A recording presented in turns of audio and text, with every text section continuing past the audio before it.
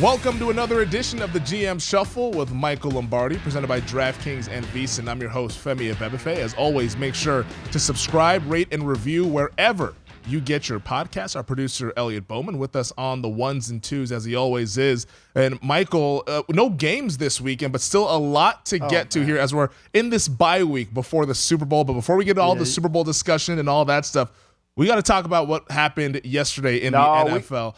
You want to talk about something else?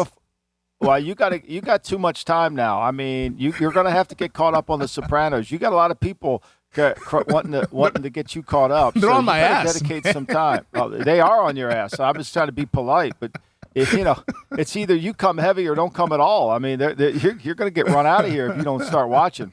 I'm through season 1, which I probably need to watch season 1 all over again because it's been so long. You probably need to. But, better get your butt moving. I mean, football season starts. You know us. We're busy here at VSiN. We're doing all these sorts of shows. We're doing the podcast, and then I'm doing my betting stuff. There's not a whole lot of time during football season. But now that football's over. As Parcells would say, one wrong, all wrong. So, you got no excuses. One wrong, all wrong. We'll grind the tape during the offseason here, but we got one more game to get to. We'll talk about that just moments away. But the big news from yesterday in the NFL, Tom Brady, after 23 seasons, has retired from the National Football League for good, he says. What was your reaction, Michael, when you saw yesterday that TB12 is hanging him up 1 year to the day where he retired last season from the Buccaneers? Well, I think he kept a secret this time. I think obviously, he's gone through the process and gone through it. I think he obviously knew, and then he taped that interview and then he released it on a day. That was strategic. That wasn't just happenstance. So my reaction was, we're never going to see another one like him. We're never going to see somebody dominate and be so selfless, right? So what I think gets often overlooked in the Tom Brady narrative is his willingness to do what was best for the team that might not have been best for him. He could have easily said to everybody in the building, I want all the money. I want to be the highest paid quarterback. I'll always be the highest paid quarterback.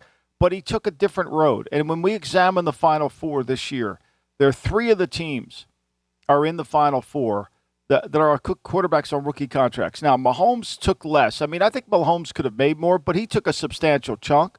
But I think as we move forward, the percentage of the quarterback that takes away the cap, unless he tilts the field, it's hard to get there. I mean, look at Buffalo. Buffalo, Josh Allen is great, but Josh Allen didn't tilt the field, and their depth paid a price. The lack of depth on their team paid a price. And so I think, to me, in the salary cap era, his greatest contribution, besides his competitive stamina, was his ability to be selfless.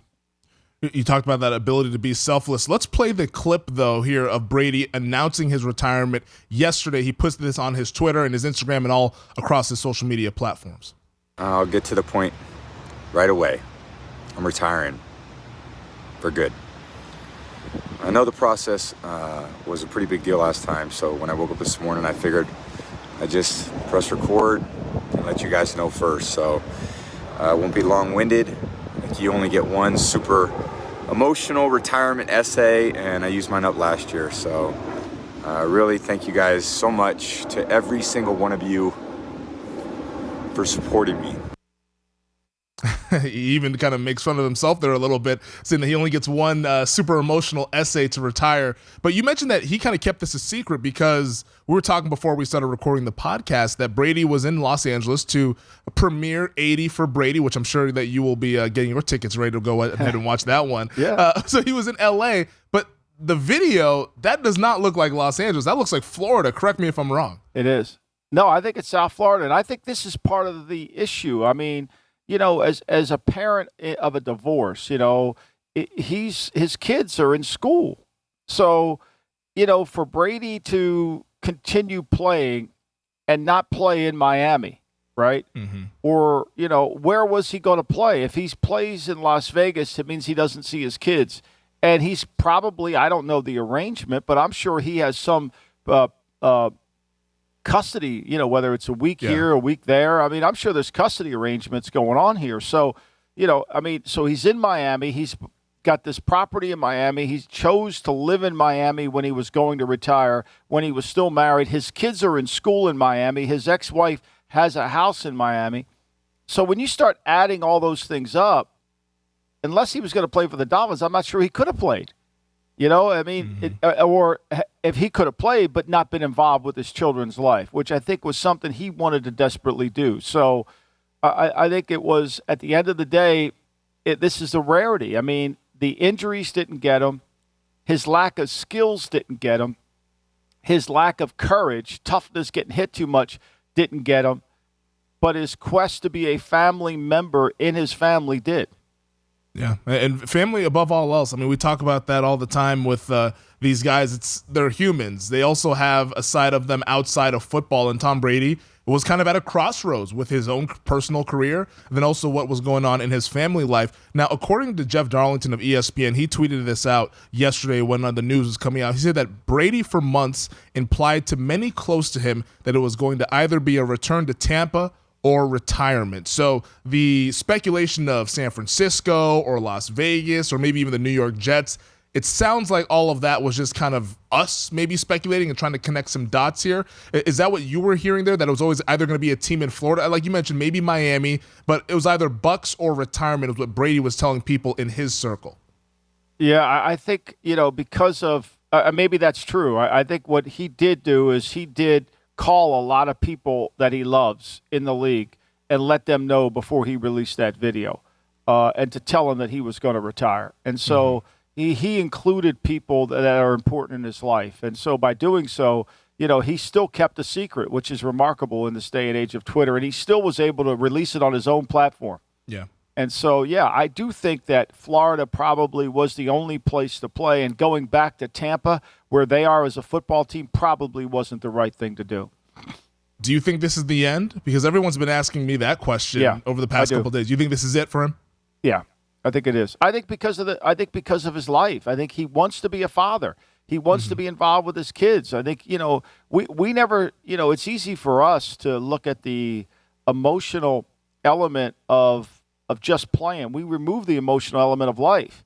And so he wants to be involved with his children and whatever weeks he has to be a father, I think he wants to be fully vested in the father. Like, I would think, just knowing the situation that he's in right now, I would suspect that, I would think Greg Olson will probably still have the number one job at Fox. I don't think he's automatically going to Fox. I think he's probably going to decompress and take a year to kind of work himself around this arrangement of divorce, children, all those things that have to come into his life. So, yeah, I kind of think that. I think that probably he's got a lot of things to get, as Al Davis used to say all the time, oh, fuck, kid, we got to get organized here. I think he's got a lot of things to get organized. Yeah, and a lot of important things that are, quite frankly, more important than football. I mean, there's talking about his family life and the lives of his children, who I'm sure obviously he wants to be a part of their lives, dealing with the circumstances that he's dealing with there with his own marital status. You mentioned that Brady, his selflessness was one of the things that really stood out to you. I think for me, and it kind of goes alongside with this, is that his humility. And every great player has that competitive arrogance, because I think you have to be great, but his own personal humility and what he allowed the Patriot way to be. Because I feel like there's no Patriot way without Tom Brady being able to take the criticism and take the coaching of a Bill Belichick. And it kind of reminds me of the NBA. I know Steve Kerr, the head coach of the Golden State Warriors, always talked about this. He was in that Spurs organization when Tim Duncan was there. And he said Tim Duncan was the whole culture for the San Antonio Spurs, because Greg Popovich would get on Tim Duncan, and Duncan being the star of the team, he could have easily said, get this guy the hell out of here. It's me or him. And they would have fired Popovich like the next day. But he never did that. He allowed Popovich to coach the way that he felt the team needed to be coached. And Steve Kerr's always talked about how Steph Curry allows him to do that in Golden State, saying that those humble superstars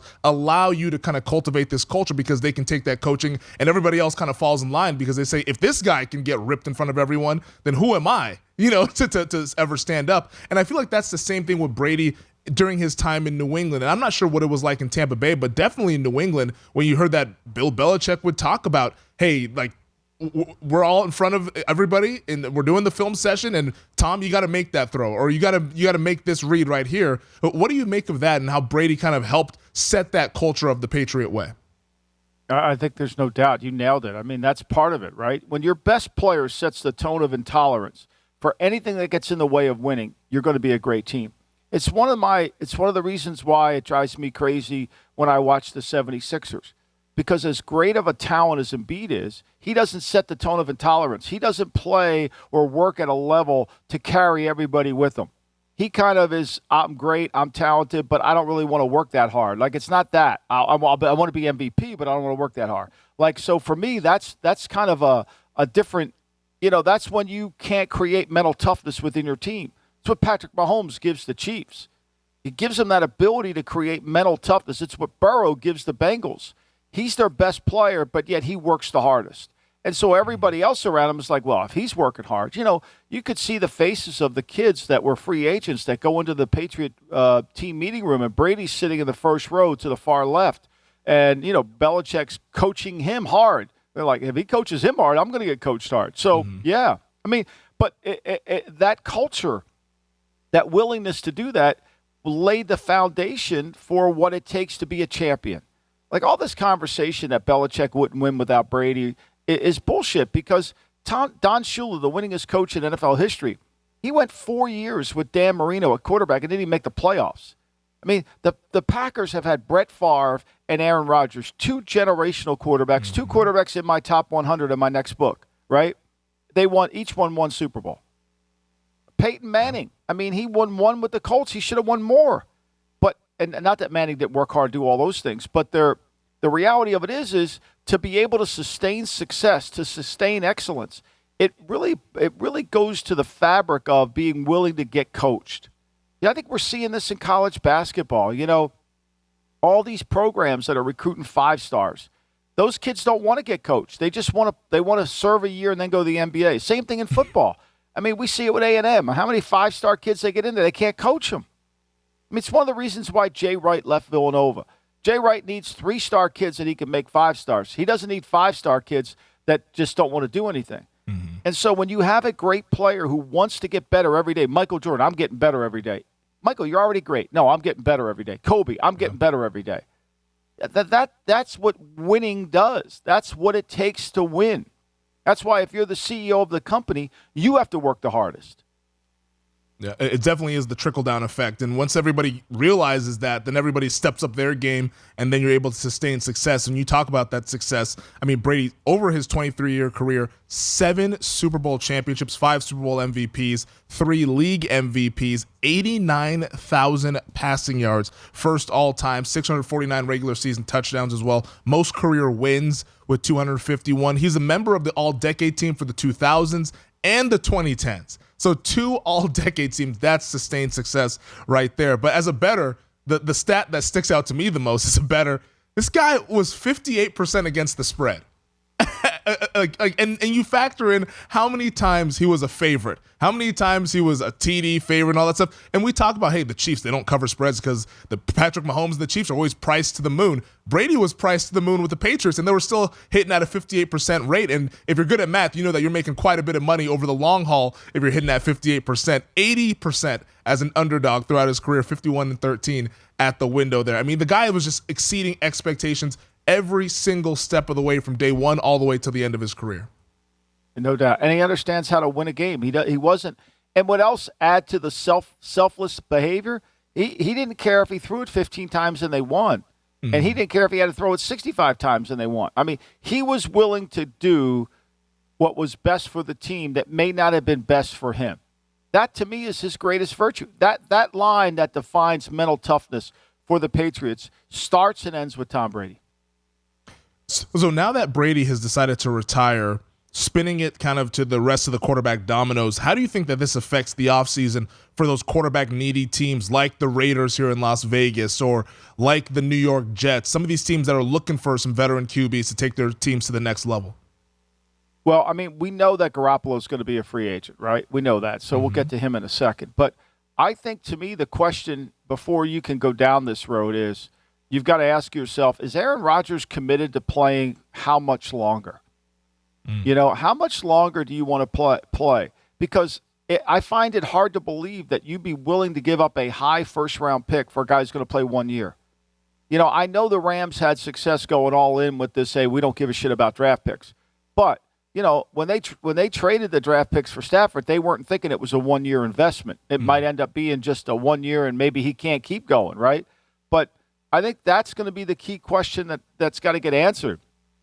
Because no team's going to want to give up a high compensation and a lot of money for 1 year.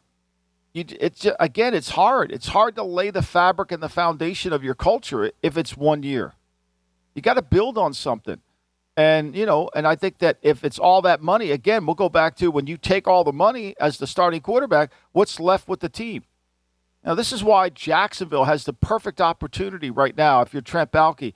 Get the team really good because you got Lawrence, who's a really good quarterback, under contract. The Chargers, they're letting this pass a little bit. They could they could really improve their team before they got to pay Herbert. The Bengals, same thing. They got to keep improved before they're going to pay Burrow.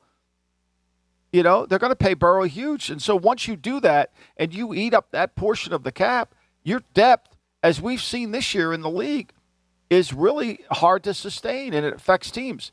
I think, and I wrote about this for VSiN this week, I think the second quarterback market is going to go through the roof.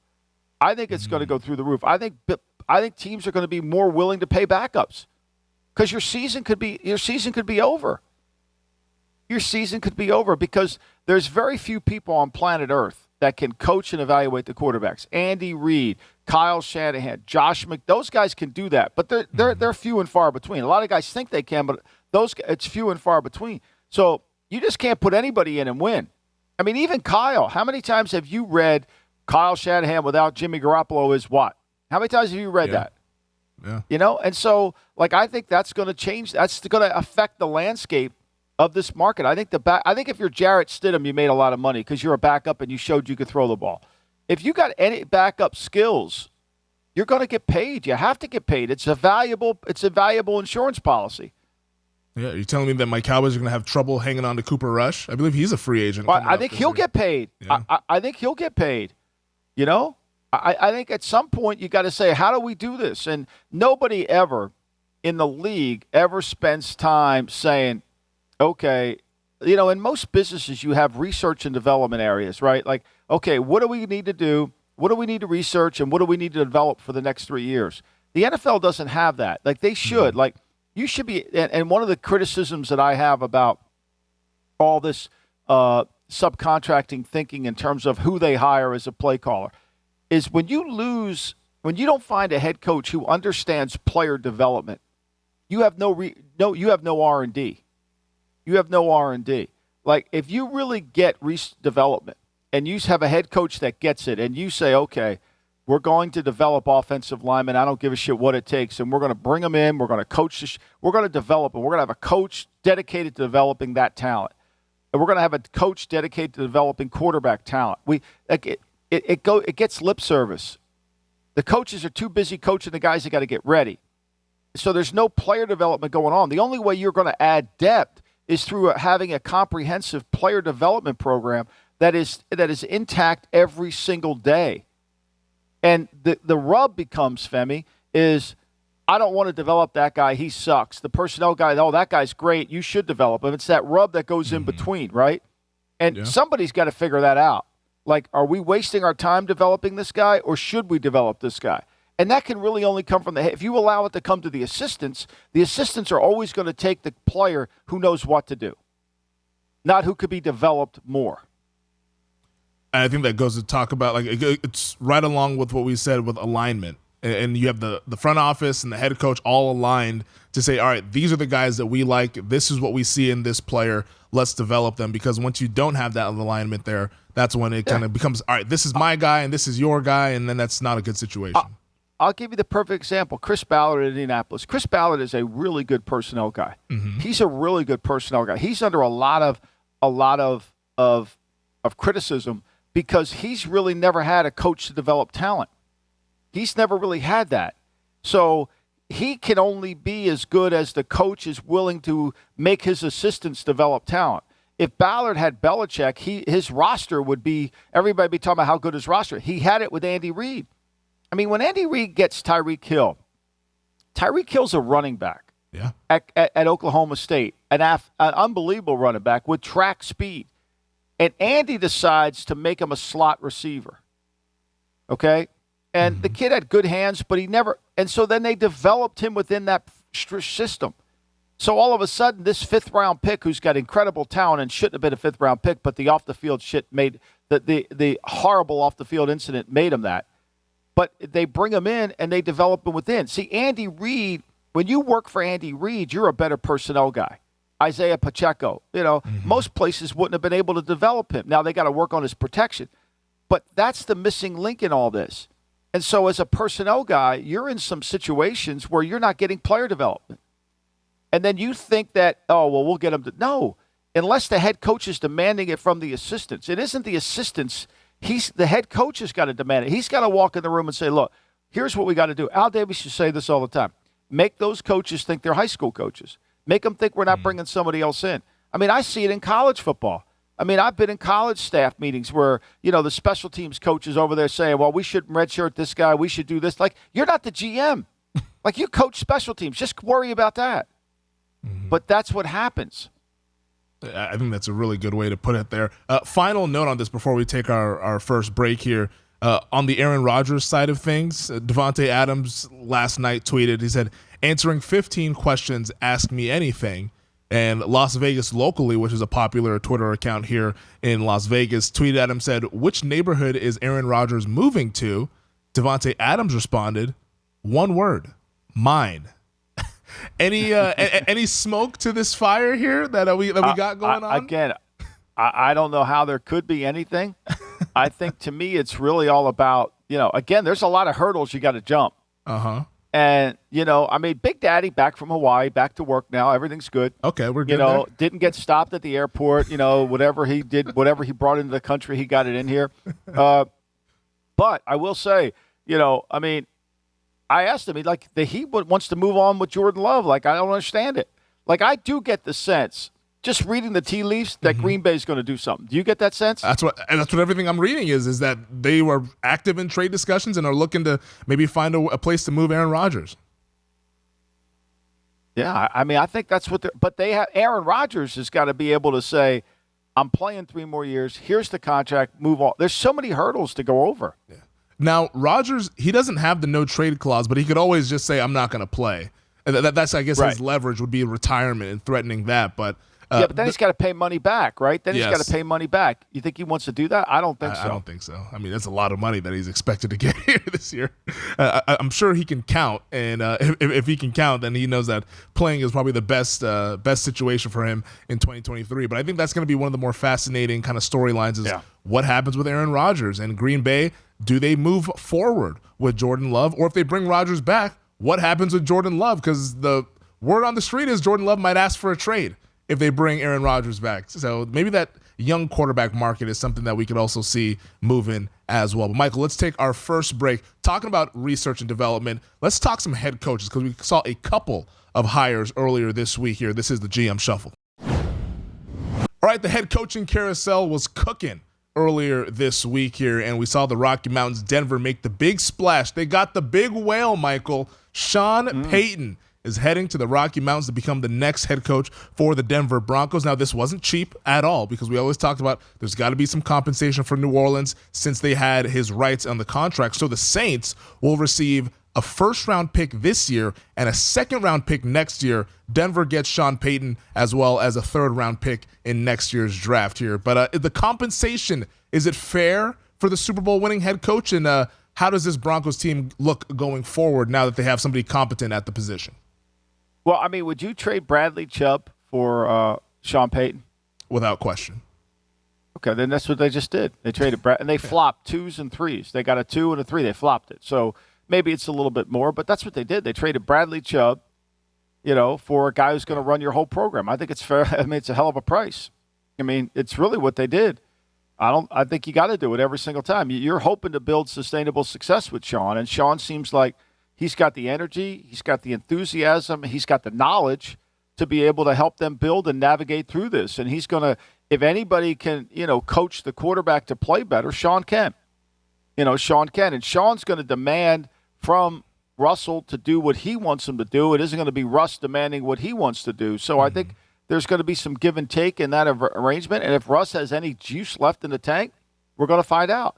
And I'm sure they're going to be on search for the next quarterback after that. But look, I think it was all about the ownership here. And I think this is – I said this from the beginning. If I were Sean Payton, I would have taken the Denver job. I mean, I thought it was the best job out there because of the owner.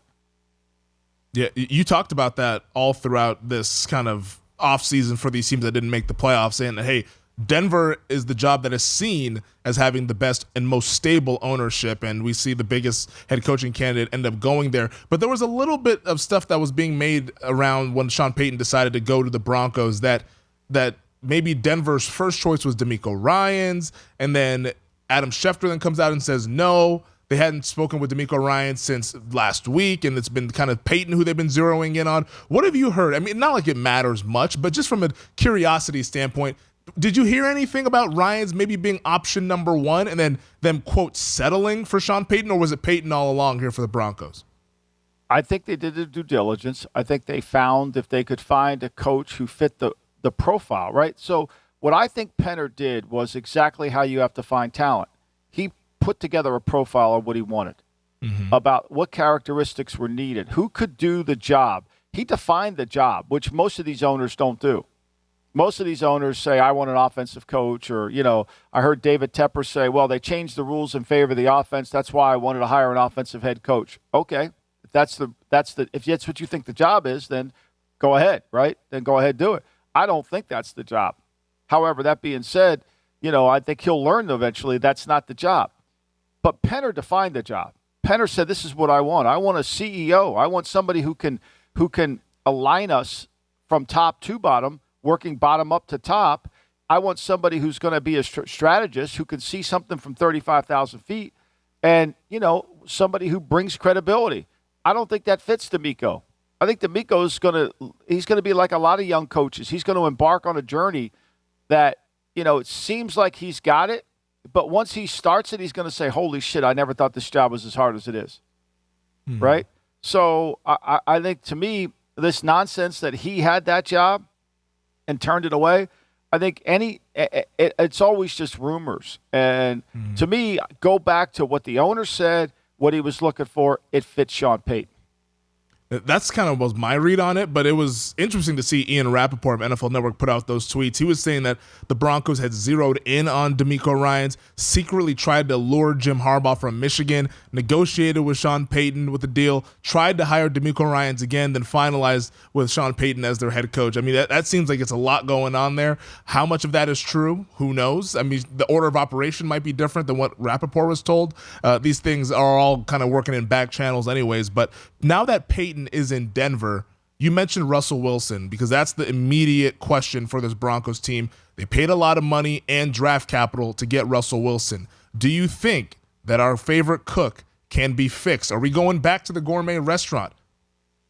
I don't know if he can be cooked. I don't know if he can. I think a lot of it's going to be his willingness and his ability to be adaptable. He's set in his ways.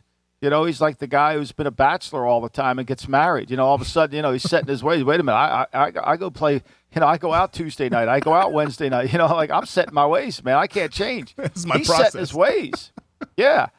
I think he's set in his ways. So, I think, look, one thing about Sean has been highly influenced by, I said this to somebody in the league, and I think it's completely true. Had Sean not been with Parcells, he would not have been the coach that he is today. I think Sean would admit that.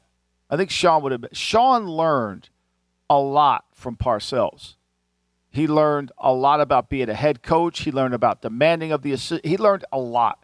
And I think because of that, I think Sean will go in there and either he'll get Russell to play good or he'll find somebody who can. And I think that's kind of the situation for Denver. And it's either he's going to fix Russell Wilson and Russell Wilson's going to get back to the high level, or he's going to find a quarterback that can go in there and play well. I know Drew Brees had an interesting comment to say about this. He said, he was describing about how this is a pivotal move for Russell Wilson. Sean Payton now being the head coach, he said, quote, "To me, this is set up to be Russell Wilson's prime, especially with Sean Payton and a system that's going to be built around him. This is a great opportunity for Russell Wilson." Now, Russell Wilson has idolized Drew Brees because being a shorter quarterback, he's like, all right, how does Drew play? That's how I have to operate heading into the league. So he was always a guy that Russell looked up to. I would imagine that Russell will pick Drew Brees' brain over the offseason about how to fit into this Sean Payton offense. I think there's some potential upside. I hope I'm not going to try to fall for this thing once again with the Denver Broncos, but I think this is an upgrade massively from the head coaching position. Not quite as big of an upgrade as Urban Meyer to Doug Peterson, but going from Hackett to Sean Payton is a pretty damn big upgrade. I feel like just having a coach that's not in over their heads and knowing what it's supposed to look like to win Super Bowls and to win consistently. Right, and a coach who can see the game through the quarterback's eyes. It's not just about we're running this play. And look, but he's got to get Russell to change, right? He's got to get Russell to say, okay, all right, when this happens, we're doing this. When this happens, I want you to do this. I mean, it's got to be give and take here.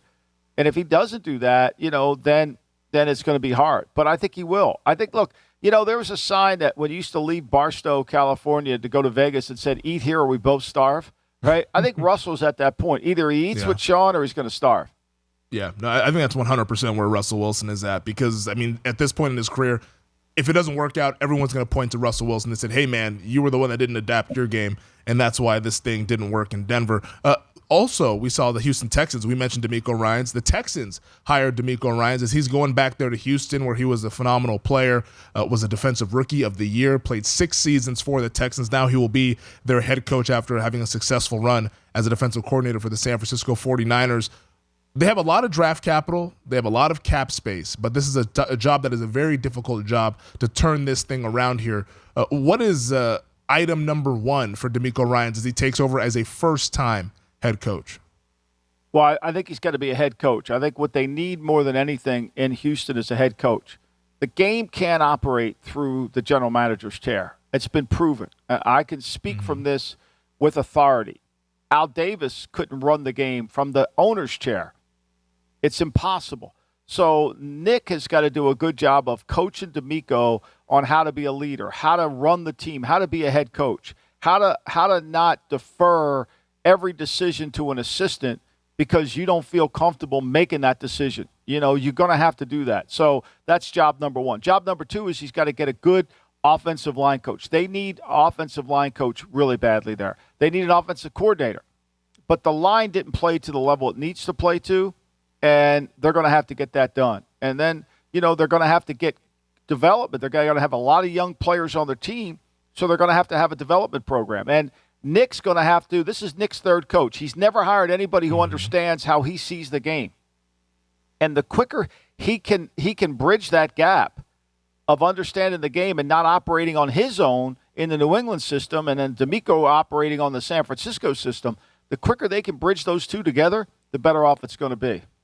Now, everyone has spoke glowingly about DeMeco Ryans, and I think that the tweet from J.J. Watt was one that was stood out to me when they made that announcement. And he tweeted, says, you want to re-energize and reignite the incredible Houston fan base. This is a hell of a start. Cannot wait to see what DeMeco does. One of the best teammates and leaders I've ever been around. And everybody talks about his leadership and what he did with the Niners defense, taking over for Robert Saleh. I know Fred Warner credits DeMeco Ryans for being the leader that he needed, being the coach that he needed, and that's why Fred Warner is the player that he is today. But now, like you said, though, he's not just coaching the defense anymore. Now he's coaching the entire team. Leadership is one trait that I think can translate across the board at any sort of job, whether it's in football or whether he was running a hospital or something like that. Being a leader, I think, is first and foremost. Maybe that can end up translating and helping this Houston Texans team, because I'm not saying that the last guys weren't leaders, but the energy wasn't quite there with David Culley and Lovie Smith. But those guys did play hard. But I think that DeMeco Ryans at least gives them a little bit of a chance here to kind of turn some things around. And he's got a 6-year contract, Fem. That's a big point. So, and if you're DeMeco Ryans, there was a scene in. Do you ever read the book The World According to Garp? It's by John Irving. Robin Williams played it in the movie. So a plane crashes into a house and that he's going to buy. And so the character Garp says to his wife, says, well, at least we know it'll never happen again because the probability is, 1 in 7 trillion that a plane crashes into your house, right? So it's never going to happen again. So when you take over for a program that's fired the head coach after 1 year 2 times in a row, there's a pretty good probability you're going to get a long term. You're going to get a long extended runway. It's not going to happen again. And I think that's what they need. I think it's more on Nick Caserio to adapt and adjust than it is for DeMeco because Nick once again hired outside his own zone. And now he's going to have to get comfortable in that. They're going to play the 49er defense. It's a one-gap defense. Nick's defensive front has always been in New England, more of a two-gap scheme, bigger, thicker. He's got to change that. Now, with Lovey, it was the same as what DeMeco has, so they're going to have to fit that in. They're going to have to fit in. They just drafted a corner, the 3rd or 4th pick of the draft, and DeMeco plays mostly cover 3. They play Seattle 3, which is man, but it's like a lot to pay for a corner. When you can they got Richard Sherman in the 5th, they got guys cheaper. So there's going to have to be an adjustment on what he wants to run offensively, defensively, and in the kicking game to help him. And that starts with Nick because this is Nick's last shot. I mean, Nick's not going to. If this thing starts to struggle, it ain't DeMeco getting fired. It's going to be Nick. Yeah. Nick Caserio will be the one that's out because they're not going to let you hire 4 coaches.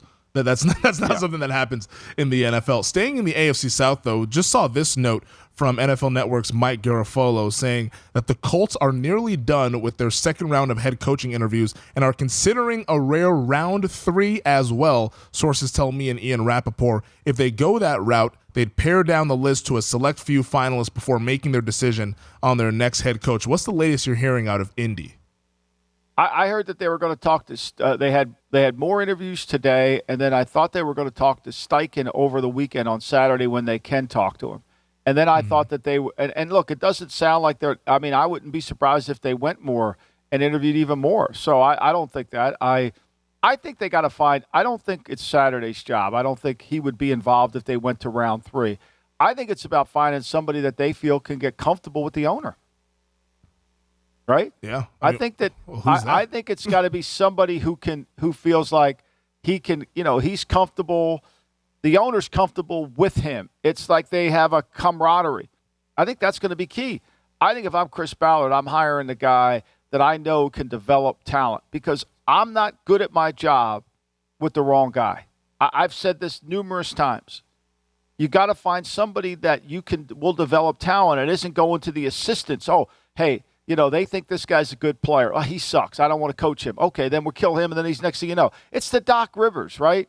I mean, like you're Daryl Morey, and you got Doc Rivers as your head coach. You could forget about developing any young player. You could forget about it. You got no chance. That's why Isaiah Joe went to Oklahoma City and he leads the league in three-point shooting. You're never developing him. You're never developing Paul Reed. You're never developing Charlie. You're never developing anybody. Because his mindset is he wants to win games now. He's on a different program than you're on. And a lot of the coaches don't understand this. You could do a seminar on player development with head coaches in the league, and it would be over their heads for most of them. They have no idea about it. They don't even see that as an element to their organization. So if I'm Ballard, I want somebody who does it. To me, that's the biggest thing that Ballard could do to help his program. Well, is it Ballard's decision, or is this going to come down to Irsay? I think it's going to come down to Ballard and who he puts in front of Irsay, and then I think ultimately it'll be Irsay's decision. Okay, so who he likes the most. So Ballard gives here are the 3 guys that I'm comfortable with us hiring. Let's put them in the room. Then let's decide. All right. Well, maybe that's good news for Colts fans. I know our producer Elliot there. I think he's smiling when he heard that it's not going to be Jeff Saturday potentially as the next head coach. But we'll always have Saturday in the parks there in the 2022 season. Oh yeah, he'll be back with your boy. Him and your boy. They can. He's calling plays on Twitter. Well, he's out here in Vegas for the Pro Bowl, so maybe I'll go say what up to him. You should go say hello. Have him come over for a cup of coffee. Let's take another break. On the other side, I want to get to the San Francisco 49ers because Kyle Shanahan and John Lynch met with the media, and they had some interesting stuff to say about their quarterback position heading into 2023. This is the GM Shuffle. All right, the San Francisco 49ers season came up short in the NFC title game, a disaster of a game from an injury standpoint. Obviously, everybody knows what happened there with Brock Purdy getting the UCL injury to his elbow. Sounds like 6 months is what the recovery time is going to be here before Purdy starts throwing again. That would put him right up till training camp starting in August. So the interesting question with this Niners team is who's going to be the quarterback throughout the offseason. Now, Kyle Shanahan was asked about Jimmy Garoppolo. He said that Garoppolo is not going to be the guy and that they're going to likely move on. He doesn't see a scenario in which Garoppolo will be the quarterback. But when he was asked about the two remaining guys, Lance and Purdy, here's what he told the media when he spoke with them earlier this week. I know we have 2 starters on our team right now that I believe we can win with. So when you have that situation, you're not that eager to go looking around. I wish you guys could see Jimmy being back, and if so, what would that look like? No, I don't see any scenario of that. So no scenario for Jimmy, and then no. Well, we found Lynch. We got Lynch. That was great. We got him. We found him. I know we were looking for him the other day. Thank God we found him. I knew he's there. We tracked him down. I like when they asked the question. Kyle answered it. Like, yeah, Kyle's like, hey, he ain't coming back. Let's just put that in perspective, right? Yeah. Kyle's generating what's going on. Mm-hmm. For me, I read somewhere today, and of course this is Twitter doctors, so I don't know what to put into this, but there was said that he might need Tommy John surgery, meaning Brock Purdy, and that could be a year. Yeah. And I don't know. I mean, look, they've made their bed. They're going to keep laying in it. Only they know. I mean, they watch the practice tape, right? Mm-hmm. And so I think, to me, I wouldn't be surprised if they have something up their sleeve. Obviously, Tom Brady's not in their sleeve. And Jimmy Garoppolo, for them, Jimmy Garoppolo is going to make too much money. Mm-hmm. But I could see them going down especially in light of the Purdy injury, they're going to have to invest in at least if they want to go Lance, they got to invest in somebody that they trust as the backup, that they think they could put in the game and win with. It's really the Purdy thing has really thrown this thing into a loop here, because I saw what you were seeing as well about the Tommy John thing. Now, hopefully that's not the case, but there's probably a reason why he went out to get a second opinion after getting the first opinion there. I'm sure he didn't like what he had to hear about the first opinion. And I think they said that if he rests, it would be fine in 6 months, but maybe Tommy John surgery would be needed. If it's Tommy John surgery, then you're looking at Trey Lance as a starter for this team, and we're kind of right back to square one where we were last year to start the 2022 season. I mean, Lance is going to be the guy during OTAs. He's going to be the guy during minicamp, and he's probably going to be the guy to start training camp, depending on how Brock Purdy kind of moves along. But they're going to have to get somebody else. They're going to have to get somebody else. I mean, they're just not going to go. They can't go with Lance because they can't predict his durability. And, they're tight on the cap because they've got – I mean, they're in a situation where they have – they got to get Bosa signed, right? So, that's going to be the key, right? They're going to have to – they can do some things, but, they don't know where they are with Trent Williams next year. So they could be looking for a left tackle. They got to get they got Bosa on his last year of his deal. He's taken up almost $18 million of their cap, so they got to get him handled, right? And I'm sure they can work around and restructure some guys, but I think at the end of the day that they've got to figure out exactly who could be that guy that fits what they want to do. And I'm sure they will. I'm sure Kyle's going to go to Cabo and sit down there and go through the draft and go through the free agent quarterbacks who are out there and then figure out which one we could get for the best value. They can't sink $25 million in the guy. So that eliminates Garoppolo. Well, is there a guy out there that you think would fit with what Kyle does? Well, that's a hard question right now to answer. I mean, it's not so much fit with Kyle. Can they win with the guy? Can they get to the next level with the guy? I mean, look what they did with Purdy, right? But does that mean they have all their defensive players back and they got to draft? I think I got to take some time and study that one before I give you the answer. All right, but I do think that he'll find somebody that he's comfortable with that could be the right fit for him. There's a whole lot of offseason left to go here, so we'll find what the Niners can do. But Trey Lance, I mean, maybe open up that Playboy there, Michael. might be where we're going here. But it's good we found John Lynch. I'm happy we did. It was good he could make it there. As I'm wondering if we'll find out how he got to the. I'd love to know how he got to that meeting, wouldn't you? How did he get there? How does he do that? Does he slide down a pole? Does he change? Like, how does he do it? He teleported. He teleported from Philadelphia right to the press conference room. Because nobody saw him on the flight. I'm only kidding. I like making fun of it. I'm only kidding. Yeah, no, they put a good roster together, so we got to give them their credit. No, look, they got a great team. They have a great team. They do. I don't agree with the quarterback. I don't think Kyle agrees with the quarterback. But, Kyle's got to say he's got two guys because they got to save face. I mean, that's the reality, and they got him locked in. So, they can't get rid of him. I still keep coming back to this thing with the Niners is that clearly Kyle is the one that's pulling the strings. But the most important string, the number 3 pick from 2 years ago, when they moved up all those assets to get how was he overridden in that decision? If he didn't want Trey Lance, how the hell did that happen? Well, I think eventually they got him convinced to want Trey Lance. He was in Cabo, and he's watching tape. I think he has, and he sees Mac Jones, and Mac Jones fits perfectly for what he wants to do. So he's going to make that move. But then they all said you can't make that move for Mac Jones. You don't have to go up that far. Like, you got to look at this guy. You got to look at Lance. Mm-hmm. And eventually, they sold Adam Peters. Adam Peters and John. Eventually, that's who they wanted. And eventually, they sold him on it. And I agree. You didn't have to go up to 3 to get Mac Jones. Mac Jones in his system would be really good. I mean, just think about what Mac Jones does in that system. He's kind of Brock Purdy-ish. He's accurate. Mm-hmm. He's smart. Purdy probably moves a little bit better than him. Yeah. Mac has a better arm than Purdy. Yeah, throws the ball down the field. So I think there's no doubt. But that being said, I think what happens is when you have all the clout, you try to build a consensus. But again, and I've said this to somebody. I said, look, nobody voted to trade for Steve Young. Nobody did, except for Walsh. Sometimes the quarterback position, you got to do what you think is the right thing. And I would say Kyle probably didn't do that. Mm. Yeah, that's a decision that I think we're going to keep coming back to. The agent that has Mac Jones and Trey Lance, that had them both, that they weren't sure which way it was going to go. That's crazy. They weren't sure. They had the same guy. That is crazy. And they knew both sides of it. They knew one side really liked Mac. They knew another side really liked Trey. They were in the middle of it there. They didn't care. I mean, one of them was going to get – they're both going to get paid. Yeah. I'm sure the agent was happy. He was like, hey, whatever. They always are. I'll take my commission, the 3% or whatever they go ahead and get there. L.A., though, the Chargers. We talked about this during last week's podcast – on Monday's podcast, and – we predicted it. You said that, hey, Kellen Moore, this Chargers thing, if they get it together, then this is going to become the new official team of the GM Shuffle. No doubt. They put this coaching I'm going to get a joystick. You're going to get a joystick, and we're all going to play joysticks together. We're going to go in the basement, and we're going to play. We're playing Madden next year.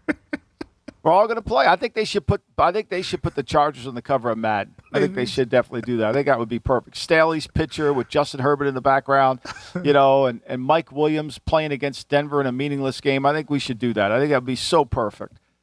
I mean, look, I think Kellen Moore would do a world of good to go to Florida and spend a month learning from. I think he needs to understand. He doesn't wrap the game around it. I mean, Andy Reid doesn't either. Let's be clear, right? And so, but Andy Reid can overcome it at times. There was a lot of times in Philly he didn't. Mm-hmm. One of the reasons why there was so much discontent was his game management, his calling timeouts with 2:05 to go in the game so the other team could pass, his unwillingness to kind of milk the clock when he had a lead, all that stuff, just like he did in the Super Bowl. I mean, you go back, I watched that tape this week. The 2004 Super Bowl? The game. No, I watched the conference championship game. The Bengals give up the ball at their own 40 with 2:20 to go in the game. Mm-hmm. And they throw 3 straight passes. Yep. And they punt it back. I mean, if that was the moment that you got to win the game right there. And 1 first down, you're kicking a field goal. 15 yards, you're guaranteed a field goal. 20 yards, you know what I mean? And you can't, and they throw 3 incompletions. I mean, at that moment is when the game turned. Because at that moment, I really felt like Kansas City was in control. They never punted up until that point. Mm-hmm. And from that moment, the game flipped. This thing with Kellen Moore now as the offensive coordinator of the Chargers, what do you think he gets out of Justin Herbert that the previous OC could not get out of him? That's a great question. I don't have the answer for that. I mean, because the one thing we know about Kellen Moore is he has a hard time getting the ball to his playmakers. Yeah. I mean, when they took out guys from him, and he struggles. So I don't know. Will they run the ball more with Kellen Moore? I don't think so. Will they manage the game better? Will they play complementary football to their defense? I don't see that. Will they have great plays in OTA days? Yeah, they'll probably have great plays in OTA days. I mean, that joystick will be working like crazy. Like you said during the last podcast that he has all the coverage beaters. He's got the man beaters, the zone beaters, and all this stuff. But then once they throw some wrinkles in there, then he doesn't really have the answers. Like, what are we doing? It's like, I mean, at some point you got to win the game. At some point you have to win the game. How do you win the game? What are you calling to win the game? I can't wait to see how this thing unfolds. Kellen Moore, the OC. Me too. Brandon Staley, the head coach. Man, it's going to be boom or bust. They're either going to figure this thing out, and then the Chargers are contenders and are challengers to the Kansas City Chiefs, or maybe Kellen Moore's the interim head coach. They get Kellen Moore on a cheap deal because he's still getting paid by Jerry, I think, right? And they kept Staley on his contract. It worked out perfect. Now, your Cowboys, Jerry, I think what Jerry did was Jerry said, okay, enough is enough, right? Yeah. I'm going to pay Dan Quinn almost $5 million a year. I'm paying McCarthy $9 million, let's say. I got $14 million in these two guys.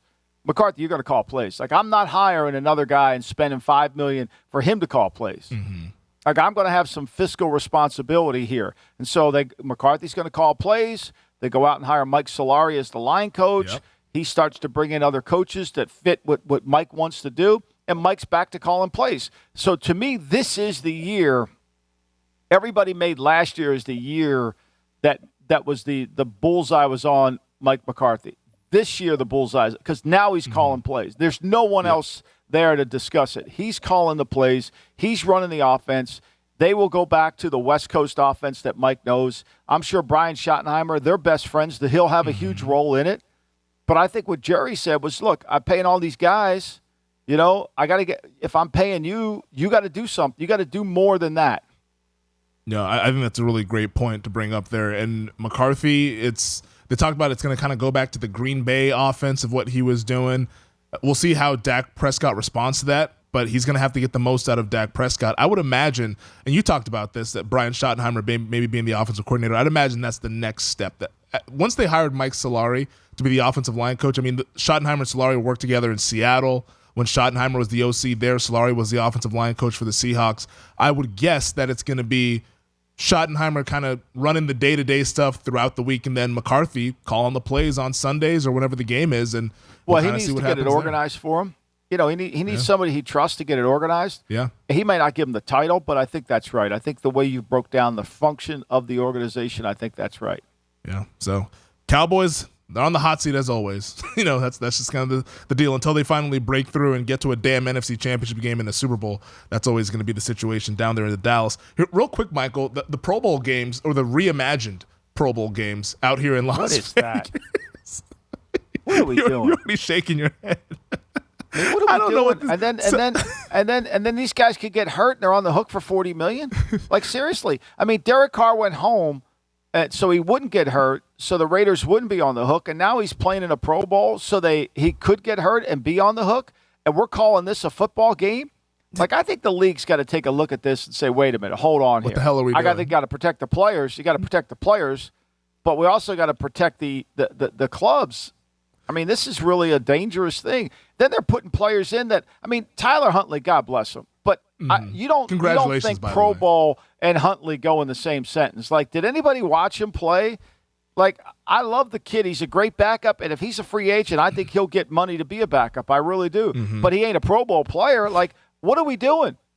Like, how do you even have Pro Bowl language in your like, if I were a team, I'd have no Pro Bowl language in it. Got to get it out. I would say no Pro Bowl language, and if you play in the Pro Bowl, you're on your own. Yeah. No, because I'm not paying for you to get hurt in the Pro Bowl. You have to get the Pro Bowl language out of there because, especially now with the length of the season, I think we're going to see more and more guys being like, I ain't playing. Like, I'm tired. Because Joe Burrow is out. Why would I play in it? Yeah. Why would I play in it and get hurt? like Derek Carr was named to the game as an alternate for Joe Burrow. Josh Allen, who is not playing in the Pro Bowl games because of an injury, is playing instead at the AT&T Pebble Beach Pro-Am on the PGA Tour. So that's kind of, I don't know how that works out. But Josh Allen, Aaron Rodgers, those guys are playing in the golf tournament this weekend, so they're not going to be showing up to these Pro Bowl games. But the games do begin tonight. Apparently, we have dodgeball, 5-on-5, AFC versus NFC, longest drive on the golf. For these guys, we have the precision passing accuracy challenge, best catch competition, lightning round, 3-part elimination challenge. I don't know what the hell any of this stuff is. And then on Sunday, we'll have the gridiron gauntlet relay race, which that's how somebody can get hurt, kick-tack-toe, best catch final, and then move the chains competition, and finally a 7-on-7 flag football game on 50-yard fields with 10-yard end zones in 2 10-minute halves. So that's what we're doing this weekend here in Vegas. I mean, if you got kids and you're out here, maybe go out there and get them some autographs. Enjoy it. Yeah, enjoy that. But if you don't have kids, I don't know why the hell you'd even want to go to that, to be honest. Yeah, I mean, there's got to be a movie we can go see. There got to be something. Seriously. Mean, Springsteen's on tour. There's got to be something we can find. Something. Yeah, what are you doing this weekend with no games on, man? I don't know what the hell to do with myself. I don't know what the hell I'm going to do. I ain't doing chores, I can tell you that. I have no idea. I got to get ready to go. I have no idea. But I'm sure I'll be doing something. And I think I'm obligated to go out to lunch. Yeah, I think going out to lunch would be a good idea. That's a good way. Lazy Sunday, do some laundry maybe, go out to lunch, just clean up a little bit, get our lives in order before Super Bowl week starts. Let's take our final break, Michael. We'll get to the Super Bowl, talk some early narratives between the Chiefs and the Eagles. All right, before we get out of here, let's discuss some early narratives that we will see here during Super Bowl week. And I think one of the biggest narratives that I've heard over the last 4 or 5 days since this matchup between the Chiefs and the Eagles has been set is that the Eagles had a weak road to get to the Super Bowl. Everyone's saying that it was the red carpet for the Eagles to get here. We've talked about it throughout this season, saying, hey, they're playing Gonzaga's schedule to get to this point. How do you think that this narrative will shape and ultimately play out on the field with the Eagles maybe not having to go the toughest route to win the NFC? It don't matter now. I mean, it really doesn't matter. I think anybody who said the 49ers weren't tough are crazy. They're tough, but the game changed. I mean, that was going to be that was the 2 best teams in the NFC. What were they going to do? Tell Purdy, I'm sorry, we're tagging off on you. You're not going to get hurt. I mean, so what can they do? I mean, they could only play who they could play. And I think all year long, we said the NFC wasn't very good. We said there were 3 teams, basically. We knew the Minnesota Vikings were a fraud. We knew Tampa was no good. The Giants are not very good, even though they made the playoffs. It's a little bit like the Giants are like Huntley making the Pro Bowl. Yeah, he's going, but are they a Pro Bowl team? Is he a Pro Bowl player? No. The Giants going to the playoffs. Are they a playoff team? No. The Vikings going. Are they going? No. But they go because they won. They deserve to go. Somebody had to. But that doesn't make them a legitimate team, right? I think it's a stupid narrative. I think it's ridiculous. And it's like the Joe Burrow, Patrick Mahomes narrative. The Bengals cheat. The rivalry is between the quarterbacks. It's what it's always going to be. So, to me, it doesn't matter how you get there. It matters that you get there. They beat everybody in front of them handily. They had 2 teams kind of on a tough slate, and they did it. And they had home field, so then they played one less game. Yeah. I don't see how you could say that. I think it'll be a great game. I think a lot of it's going to come down to the injury report. Look, Hardeman, Schuster, and Tony didn't practice. Mm-hmm. You would think that Snead would be able to come back with his concussion. You'd think he'd clear concussion protocol. But they're going to need those 3 receivers. They're going to need them. They're going to need – I don't know where Hardeman is with his pelvis. I don't know where Schuster is with his knee. And Tony, who's always hurt, I mean, he's going to have to suck it up and try to play, I guess. Yeah, and it's still so early, too. I wouldn't put a whole lot of stock into this week's practice reports because they are estimated reports. I think next week is when we're going to really start to learn what the true status for these guys is. If you see them DNP next Thursday, like this time next week, that's when you start to go, all right, maybe the Chiefs could have some problems here if they don't have these wide receivers to throw to. But right now, I think it's just more so let's get these guys some rest. I know Lane Johnson, he didn't practice for the Eagles because he's resting that groin. Landon Dickerson as well with the elbow injury. And they have a couple other guys, Vontae Maddox with a toe, he's resting. So this is more of maybe a mental mental reps week there and just kind of get guys out there running around, but I wouldn't really put a whole lot of stock into the injury report. And also, like you, I wouldn't put a whole lot of stock into the schedule thing with Philadelphia. I mean, they got the number 1 seed. That is the reward for getting the number 1 seed. You get an easier path. Now, could they have played a team that was better? Yeah, they could have, but the NFC didn't have that team. You know, you thought that maybe San Francisco or Dallas would pose to be the biggest threat for Philadelphia. Dallas loses to San Francisco. San Francisco's quarterback gets hurt. What, like you said, what do you want the Eagles to do? You know, like make it seem like it's a tough game. Like, I don't know. I think the Eagles. All right, Gardner Minshew, why don't you go over and play for San Francisco so we'll make this a better game now? Once Brock Purdy got hurt, like, what do you want him to fucking do? Like, it's seriously. Yeah, I don't understand it. I don't understand it at all. The other narrative that we're starting to hear is that the Kansas City Chiefs' run defense is going to struggle big time against this Eagles rushing attack, and it's going to be a major deficiency. Are you buying into this narrative? Look, I think it's, if you understand how the Chiefs play defense, the Chiefs play defense simply this way. They try to force a negative play. That's really all they give a shit about. Yep. They're more, and then they want their offense to get the lead, and then they want to be able to play complementary to it. You know, I think if the Eagles run the ball and they control the clock, I mean, I've seen Mahomes have the ball for 22 minutes and still score 40 points. So, like, I don't know. Like, I think it's all – I think a lot of it is going to be – to me, this game's really about Mahomes' health, right? How is he? Can he move? If he can move, because he's going to have to move, because they couldn't block Cincinnati. They're going to have a hard time blocking Philly. So he's got to be able to move a little bit and make those plays that are unscripted that he's so good at doing. To me, that's the issue before you get down into who could stop the run. I think that's kind of the way I'm looking at it. Yeah, the game is going to be won and lost up front, and it's going to be, for Kansas City's side, a lot of that relying on what happens with Patrick Mahomes' ankle. I'd imagine that it's a little bit better than what we saw in the AFC title game now that he has 2 weeks to kind of get right here.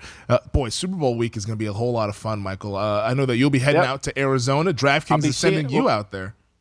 Yeah, we're going to be out there all the way through. We're doing shows. Patrick and I are going to be doing our show from there, and then I will be in Vegas with you to do some shows with you and get ready for the Super Bowl. Watch the Super Bowl out there. Where are you going to watch the Super Bowl? I'll be working. I'll be working during the Super Bowl. Wes and I will be doing our live bet show during the game. So I'll be over at the South Point. Great, awesome. Yeah. Well, good. I'll see you there. I will be at the Circa, and hopefully I'll be at Stadium. I hope it's a nice day. I can sit at Stadium Swing, get some sun, and watch the game. Yeah, you're gonna get you some bottle service at Stadium Swing. No, I don't know about that. I don't know if I can afford that, but I'm definitely gonna go. And also a programming note for all the listeners. Monday's podcast will be coming a little bit later on during the day because of some complications. We're not going to tape it until 4:30 Eastern time on Monday. That'll be 1:30 West Coast. So East Coast listeners, it'll be kind of early evening around dinner time. For our West Coast folks, that'll be out during the afternoon. So keep that in mind. Monday's podcast a little bit later during the day since we're not reacting to anything that happens on Sunday. Maybe we'll do an emergency pod on the Pro Bowl games. Maybe we'll do something like that. There you go. Yeah, I mean, if somebody gets hurt, we might have to. We might have to. We'll live stream it, put it on YouTube or something like that. The people want us to do a live stream. Maybe we'll discuss that coming up into next year's regular season there. But that does it for this week's edition of the pod. Thank you to DraftKings. Thank you to VSiN. Thank you to our producer Elliot Bowman with us on the ones and twos as always. Thank you to you, Michael. Safe travels out to Arizona. Although I'll talk to you before you go on your Femi. trip. Enjoy your weekend. Yes. Enjoy your weekend. I'll talk to you soon. Thanks. Thanks everybody. Make sure to go out to lunch. We'll talk to you guys on Monday. And thank God we found John Lynch. Thank you. Thanks for watching the GM Shuffle with Michael Lombardi. And for more videos like this, make sure to subscribe to VSiN Live and the GM Shuffle podcast with Michael Lombardi, presented by DraftKings and VSiN, wherever you get your podcasts.